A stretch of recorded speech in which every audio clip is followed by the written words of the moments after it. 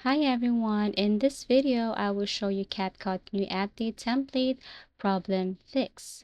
So if ever you encounter problems such as this one, what I'm showing you right now, so there are several reasons why you encounter this. No internet connection in CapCut. It could be poor internet connection, server problems, CapCut specific issues, and outdated app version.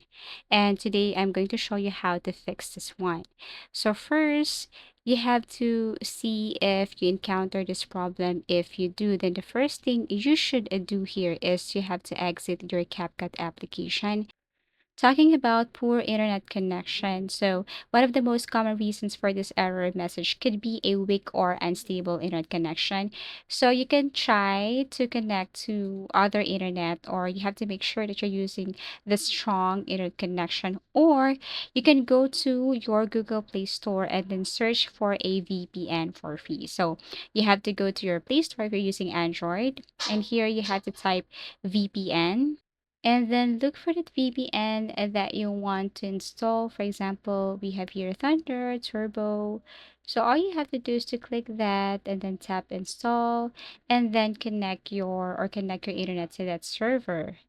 So basically you can try after connecting, you can now open your CapCut and then see if this method will work or if it fixed the problem. The second thing to do is you have to search again for CapCut. And if you see an update button right here, all you have to do is to click update. That is to make sure that you're using the latest version of your CapCut application or you're using the up-to-date version of your CapCut. Next, we have here after you have tried this method and if this method didn't work, the next thing to do here is you have to simply go to your phone settings, scroll down, go to app management, tap app list, locate CapCut here. You can search or scroll down and look for CapCut. Now, once you found CapCut, what you're going to do next is you have to click the storage usage, tap this one, and then click this clear cache, go back, and then look for permissions.